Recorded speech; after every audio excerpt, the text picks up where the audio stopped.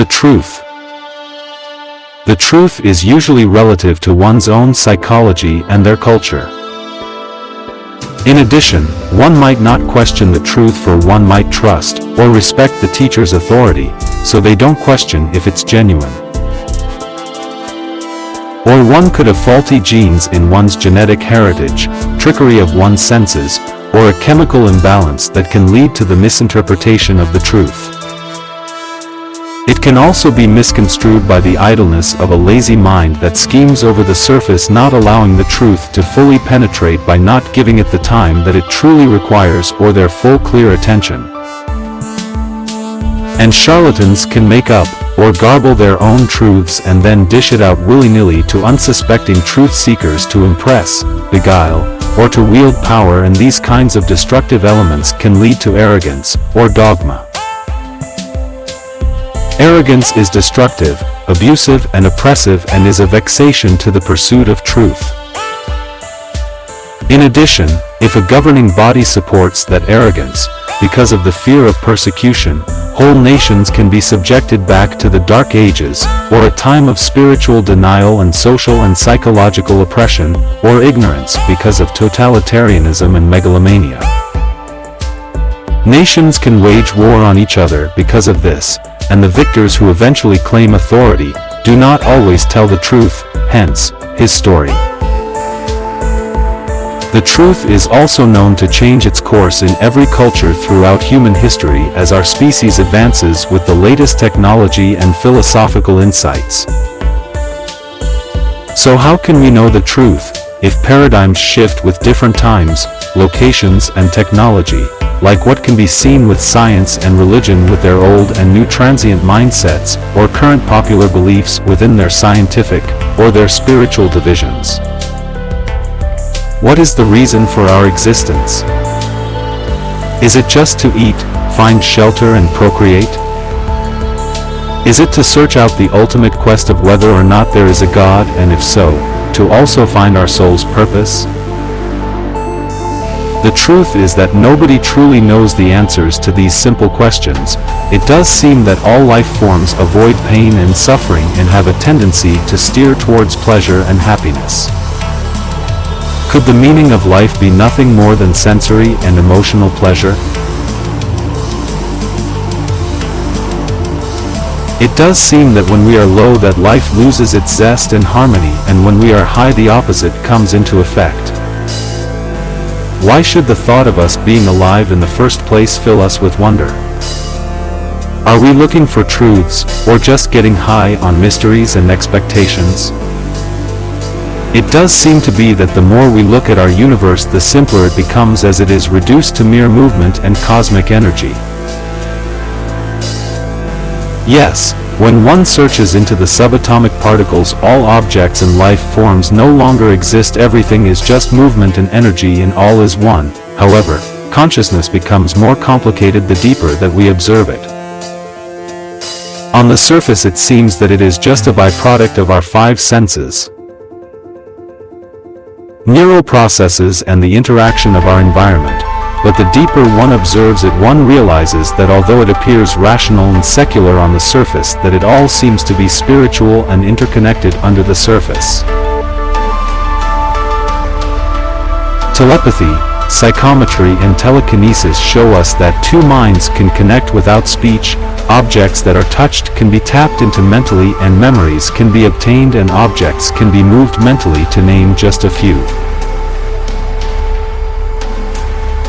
The collective unconscious and morphogenic resonance show us that deep within our consciousness the individual boundaries dissolve, and we all have a collective unconscious mind for the former, and that each species can either upload or download vital mental and or genetic information to and from the morphogenic fields for their development for the latter.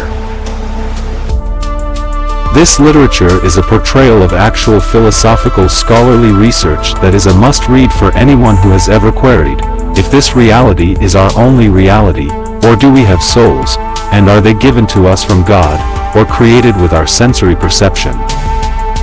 Further, is there a God and a grand plan that leads us all to eternal paradise? And if so, then what is real?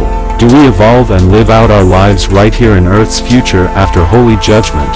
Or do we return to the source and relinquish our souls, or perhaps keep them as we evolve and ascend to heaven, which is said to exist just beyond our reality? Some scientists would have us believe that our minds are the byproducts of our brains. They say that it's when a group of synapses correlate when firing that they create a harmonious song, which gives rise to the sensation of self, which creates the illusion of consciousness. However, how can they write off the provocative questions that arise from the anecdotal accounts and scholarly research on out-of-the-body experiences? Synchronicities, precognitions, or from achieving godhood as one awakes spiritually with meditation and contemplation, spiritual disciplines and scholarly research, or when one is out of their body and on the astral planes as one opens one's mind to other selves and dimensions, or witnesses God's actual presence with synchronicities and serendipities and sees the grand plan with precognitions, or attains divine union with psychedelics where one loses the self as one's personality is absorbed or dissolved into the whole. There are two allegories that were originally devised to shatter the empirical and scientific presumptions of the cause and effect hypothesis that scientific academics call our reality that are not true facts but suppositions, prattle and/or conjecture. The first was the farmyard chicken that looked up at the farmer's wife every day in expectancy of that she will throw him handfuls of quality food like she has done every single day of its life so far, and every day this is exactly what the farmer's wife did. Then, one day when the chicken was gazing up with expectancy for the corn, the farmer's wife reached down and broke his neck, for it was just the right size and maturity to make the farmer, their family, and herself a fine healthy meal. The second tale is that of a church mouse that witnessed every day at 3 o'clock that Immanuel Kant, who was as reliable as a Swiss watch, would pass through the church and he would stand on a particular paving slab causing the church bells to ring. Then one day he didn't arrive, and the bells still rang without him, clearly showing that the slab, the bells ringing and Kant were independent of each other. Now it is obvious by those two allegories that we tend to become blinded by our conditioning, and that we take it all for granted that we all live in the space-time continuum, and that we are governed by or within society's rules and regulations in our given society, and we are all in harmony within the natural laws and restrictions of physics, and that there is no more than to live out our lives, die, and nothing else to life but our mere existence. Marx's German ideology. The German ideology is seen with its dialectic process of the thesis, antithesis, and the synthesis as being the main driving force, or the powerhouse to the growth and in the development of human civilization. In a nutshell, it is the struggle and development of the ruling classes, and the subversive influences of the working classes that cancel each other's philosophies and policies out that eventually lead to a synthesis of the two. As we adapt, change, and then perfect from our current thesis to an updated, more popular, and less coercive synthesis, and that synthesis is the cornerstone to achieve psycho-social harmony. Essentially, there are the cavemen, and the alpha male rules the roost. However, the weaker subordinate males have an opposing view, and eventually the conflicting views cancel each other out to create a more unanimous synthesis. After that it was the slave owner and the slave, and again on through to the feudal system, until it reaches capitalism. Capitalism is where everybody has moved to the cities and the conglomerates have swallowed up all the small businesses, and their philosophy is the least amount of people working the maximum amount of hours and are paid the least amount of wages, and the masses are suppressed with social politics and religion. The above ethos and technology forces the masses out of work, and eventually capitalism falls and is replaced by a utopian existence where the workers work part-time hours in a 3-day working week. And everybody lives a life of work, rest and play and live happily ever after. But is that all there is? Our will to power and our attainment of the pleasure principle. Panpsychism. Galileo wanted a new language for philosophy, and because he found it impossible to describe the qualities of, say, a smell or color, because like most idealists he believed that the qualities were inside one's head and not in reality. And because the world was full of things that one can measure, so he decided to describe the world with measurements of the objects with their quantities and not their qualities, and mathematics became the ideal or philosophically apt for the language that Galileo sought.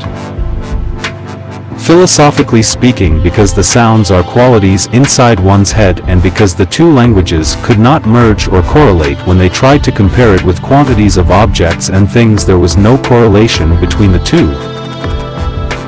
And that is why when there is no one around to witness the qualities of the falling tree in the forest, that the tree when it falls has no sound, because the sound could not be measured with no one there to imagine its falling sound qualities in the heads to realize it. To reiterate. Because of this new language barrier, because it was subjective, consciousness fell out of the realms of philosophy and it was deemed as outside of reality, and the qualities being inside one's head, consciousness being an inner experience of one's senses, it is a mystery how it can even potentially fall into a scientific philosophical worldview. As they can't describe the taste of chocolate or the smell of smoke with their chosen language, consciousness became an enigma that cannot be explained in philosophical qualities, so they measured objects by comparisons and consciousness in language by listening to their experiences. Panpsychism. Panpsychism suggests that consciousness is fundamental and that it is within most things, including the electrons that form the shell of an atom. They say that the simpler the object, the simpler the consciousness, from an electron at one end of the scale to a human at the other end of the scale, or at its polarity. They state that electrons are rational, or conscious, and partially complicated on a basic level, and the universe depends on this basic function, because if they weren't it wouldn't exist. I remember seeing this one time in the park with my wife. A few years back my wife and I witnessed a robbery when two squirrels in our local park were playing the victim and the villain role, where one was in the field burying his prize nut for the winter, and the other was in the tall grass at a slight distance deviously observing it out of sight. When the hoarder walked away with a nut safely buried for the barren winter and was out of sight and satisfied, the other squirrel scampered over to where the nut was buried, and it dug it up and then it ate it, and it showed no remorse. I thought to myself that this shows the two sides of animal nature, with its innate instinctual lower and higher drives. The first and the second squirrel were simply acting in harmony with their innate evolutionary instincts of survival. And I thought that even in the human world that this kind of event occurs. And this is because the first squirrel, the hoarder, was the fully functional conscious being on a basic squirrel mindset of putting something by for the winter. And the second squirrel took Aleister Crowley's advice in his book The Book of the Law, where he penned, "Do what thou wilt shall be the whole of law." Dr. Philip Goff PhD states that you have two types of people. The former he named philosophical zombies, which he said lived a life of a particle rationale consciousness, that live their lives in accordance to their needs on basic drives and instincts. In a nutshell, they are what the mystics call sleeping, or the neo-Freudian psychotherapists call light conscious. Because of their basic mindsets, they are good at aptitude tests where one reacts and doesn't really think, so they are perfect to sort out the chaff from the wheat, or weeding out the thinkers from the doers for all the low-paid, boring, dead-end and the menial jobs. When the partial conscious beings or philosophical zombies walk around the city, they only see shapes and colors. Words are just squiggles, and deep thought and heightened awareness is meaningless. And nothing interests them aesthetically, and they give it no attention or meaning, and the thinkers are fully aware and functioning of their surroundings, and they are the complete opposite of the hypothetical philosophical zombies. The Pinocchio argument. There was a boy who wanted to be a puppet, and the puppet wanted to be a boy. The toymaker creates the puppet, who is tethered by its strings, of which it must break free or emancipate itself from to become a real boy. And to achieve this, Jiminy Cricket, who is his higher self or nature, helps Pinocchio to transcend his lower self's drives and impulses, and he replaces telling lies with the truth, and it was then that the puppet and the boy merged to achieve what their hearts desired, and eventually they were both happy within eternity. Psychology states that religion is a halfway house between sanity and madness, assuming that we are all chemical robots that are conditioned by our environment's genetics and culture. We have no soul, there is no God at the helm, or heaven. It also states that what is normal or abnormal human behavior. However, if one observes any given society, it seems that normal is not always normal to everyone or to other cultures throughout the world. For example, what is normal or acceptable for one political law-abiding society or culture is abnormal, irrational, or totally unacceptable to another. For example, psychology analyzes its findings, which gets released as a paper, gets criticized, judged and accepted or rejected. And if accepted by the old school ties in the upper echelons who sling mud at it because it differs from their beliefs, or they are flattered, which creates intellectual ripples, and we have a paradigm shift, or synthesis, like in the dialectic, like when the world was hypothesized to be situated upon the turtle's back. The cosmic cake. It was once stated that if you take an orange, blow it up to the size of the world, then fill that orange with cherries, one cherry is equal to one atom. Next, take that atom and then blow it up to the size of St. Peter's Cathedral in Rome, and place a single grain of salt on the cathedral's floor, and that is the size of a nucleus, which is the center of an atom. We are in the cause and effect of an expanding atom that is currently believed to be 13.82 billion years old.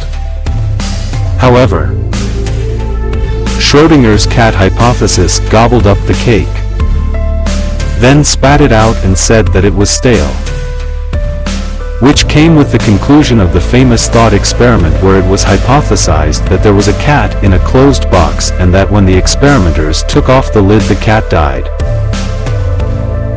And so they proclaimed that the cat was both alive and dead, until the act of observation, where the waves that make up the cat collapsed down into particles, like light in the notorious light box experiments, that are synonymous with the findings as the light transforms into the particle state,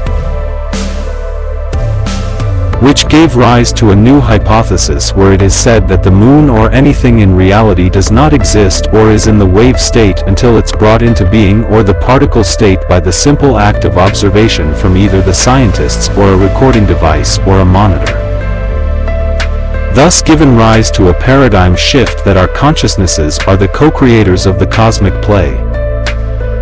Everything but the kitchen sink. The multiverse is the washing up bowl, and our universe are the bubbles within the bowl. Spirit is the sink, and the water in the bowl is space and time, matter and energy. The bowl has many plugs that are not stopped, and they are the black holes that paradoxically suck energy out of the multiverse, and at the same time, through their messy eating habits, debris that, along with the quasars that also spew energy into the bowl, form stars, galaxies, solar systems and life, which are the stepping stones to the discovery of one's God self, and then one can resonate with its ultimate desire of completing God's Odyssey, like that of Homer's classic yarn, In Search of Eternity. Into the sink. The amplitude-hadron particle.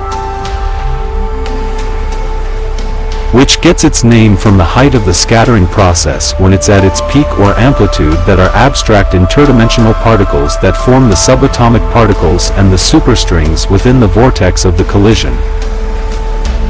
Cosmological polytopes also help out with creation, as humanity gets to leave the bowl behind and then finds a way to take of the headset or our attachment to the interface, where we finally give up on our conditioning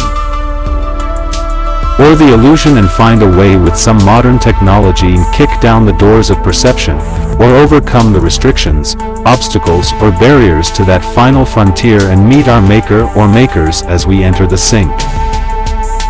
Because of the findings and repercussions of the observation of the amplitude-hadron particles and the like,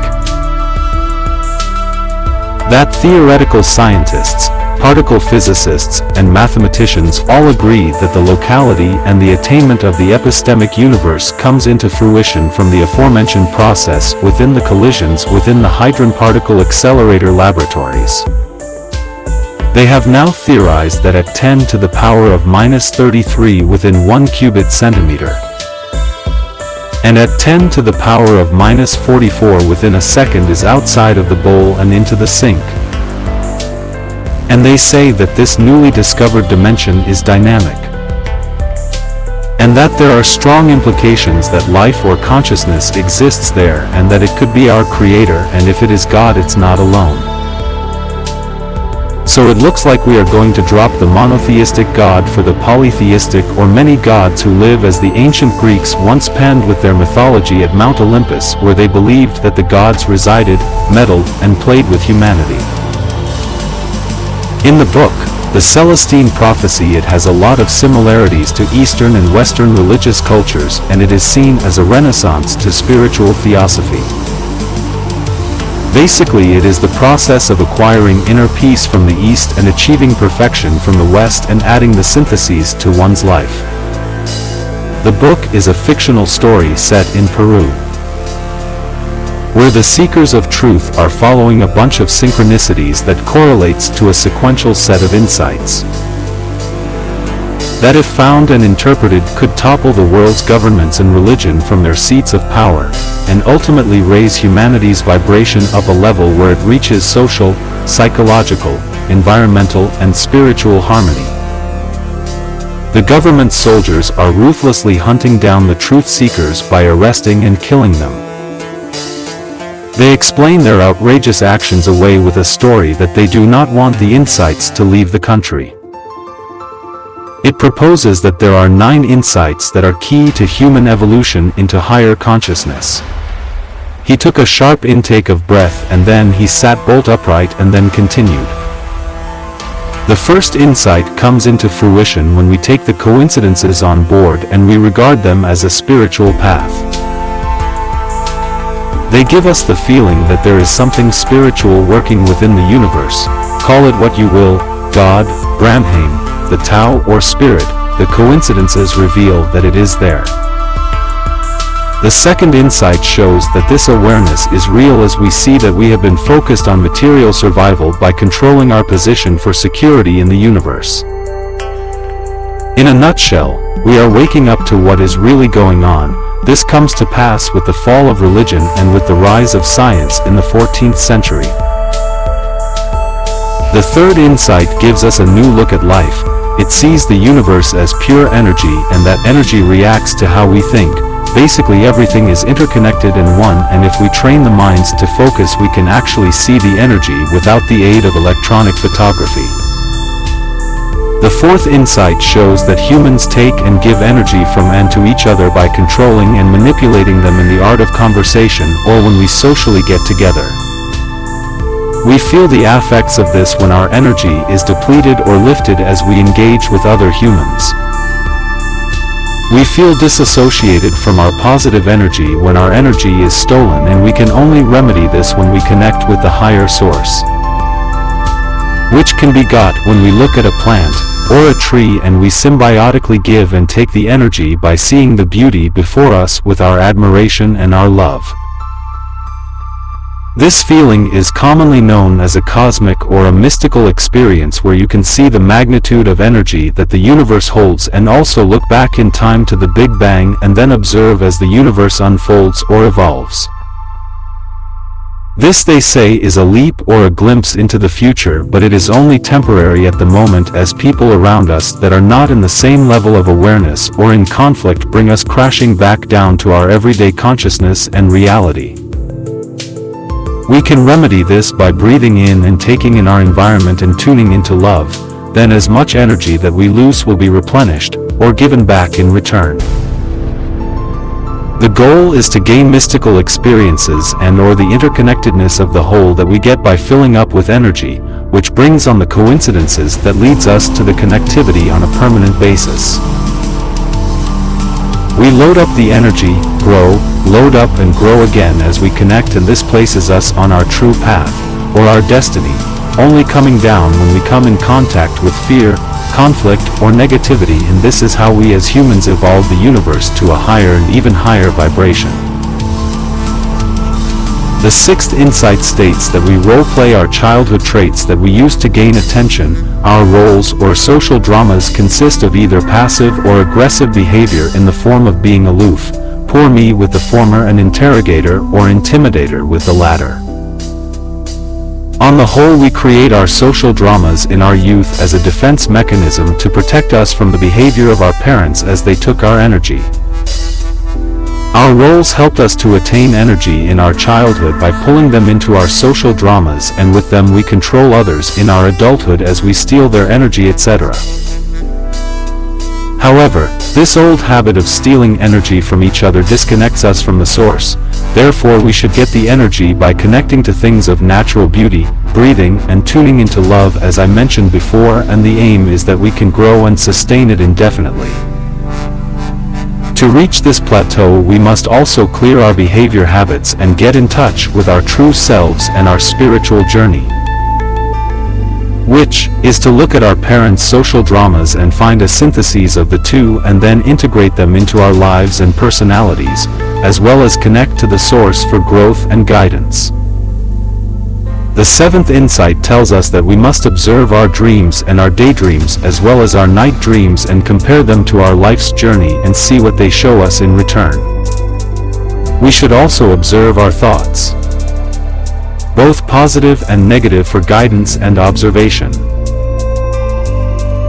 and follow them because they have hidden messages, both good and bad, and this will put us in touch with our intuition, and that we must also look at our surroundings and see what stands out, and then we can see what they tell us, and this will put us on the correct path, which is to be in par with evolution, unlike religion that tells us that we must follow God's plan with no questions or rebellion.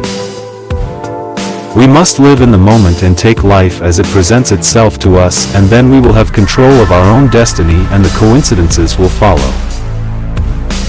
Once we have done this, we must regard our lives as a series of coincidences that leads us to our true self and our spiritual journey, in which we find completeness, contentment, and satisfaction. And at the same time, by connecting to the source, we do our part in continuing the evolution of the universe by transcending our parents' paths and discovering our true spiritual purpose. The eighth insight teaches us to see our children as the next stage of evolution, and that we should treat them as young adults, include them in our conversations, and we must give them the respect that they deserve, along with one-to-one nurturing in a relationship devoid of any social dramas, and we must stop stealing their energy for our gain. In its place, we must give them the energy that they require for their own spiritual growth so that they can reach completeness without any social dramas. It tells us that if we did not get the correct upbringing, that as adults we become addicted to hopeless relationships in our quest to become whole. Then we stop getting our energy from the source because we are getting it from our partners, and after a while, because there are two people making up the whole, conflict comes into fruition and we take them for granted or invalidate them. The correct thing to do is to get our energy from the source and become complete in ourselves, find a unity, not a dominant, submissive, outdated partnership that strips one of one's individuality, that in turn knocks one off of one's true path and our destiny. It tells us that we must have platonic friends and not just besotted lovers that are destined to failure. Then when we do have romantic interests, we are ready for a higher relationship as two wholes, not just two halves of one whole. There is a way to relate to others that we must learn.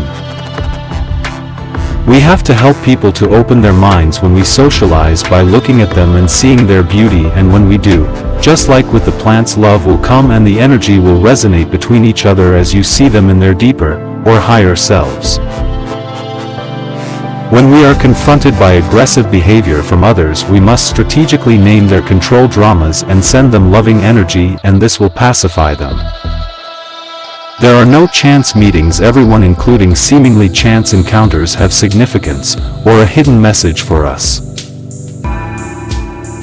Again, follow the signs and your intuition, and if we are observant with whom we talk to, then we acquire answers too as a result, as well as transmitting and receiving energy. We have got to learn to interact consciously in a group and observe where the energy goes, and when it comes to us it is our time to speak, and when it's with someone else in the group then it's their time to present their ideas. We should project energy into them as they express their information. Sometimes it can go drastically wrong as people get inflated by the feeling of the energy and they do not want to give up the attention, so they try to control the group, and this stops others from expressing their ideas too. Or some are rejected by certain people in the group and they hold back their ideas because their energy is drained and they have no impetus to talk, and then everyone misses out on the significance of the encounter. Finally, we come to the ninth insight, where we are shown the climax of humanity's conscious evolution. We realize that since the Big Bang we have been on a sequential cosmic, planetary, and developmental spiritual journey leading to the culmination of a utopian existence right here on Earth. This finally is a fusion of Marx's conclusion to his German ideology and other spiritual teachings with their return to Eden, where we live a life of spiritual harmony, where ultimately we evolve to a higher vibration, have a subtle energy body, and return to the source. Myself, morally, I am a restricted rule utilitarian, and philosophically I value dualism and panpsychism. Basically the former is Kant's ethical system and the utilitarian's approach merged together or integrated, and as for my philosophy, let me elucidate. Detaching the puppeteer's strings. Mathematical scientists proclaim that consciousness cannot be created from matter, but matter can be created from consciousness, and so it concludes that consciousness and not matter is fundamental. Basically, particles are rational, as they decide on a very basic conscious level on what they do. So the base root of matter is consciousness, and the particles being conscious. This means that the universe has a basic consciousness with humanity, and it's God's self-connection that with meditation that humans have discovered is at the top. Basically there are many levels, or diversities with consciousnesses on planet Earth alone, let alone the alien question, as life seems highly probable throughout the cosmos. Now, because the universe's atoms are conscious, it means that the universe is conscious too. We are not saying that inanimate objects are conscious like our clothes and our furniture. We are saying that the particles within the chair are particle conscious. And it is the same for our human bodies, and because the primary character traits are always taking the easiest way or the most efficient route, that we are innate zombies, and emancipation can be attained with our connection to our God selves, or a connection to the ultimate consciousness. Ironically, I must point out that without that basic process the universe and life within it would not actually exist in the first place. However, that being said, let's rewind to get back on track. So it is then that chemistry follows suit or emulates the particle consciousness, and animals' minds are governed by their chemistry, and we are not but smart monkeys, so our thoughts and actions are prone to take the easy route too. Basically, the philosophy zombies, or Pinocchio are governed by the same innate mechanical basic lower self drives and impulses, and just like Jiminy Cricket for psychology is the ego, or one sense of reality. If Pinocchio awakes, he can cut the strings and then he can become why he was actually created. Basically, particle consciousness are the basic drives or the strings that tether us to the lower self, and all one has to do is to meditate and listen to one's ego, and then when the time comes for us individually or globally, we get to enter eternal matter.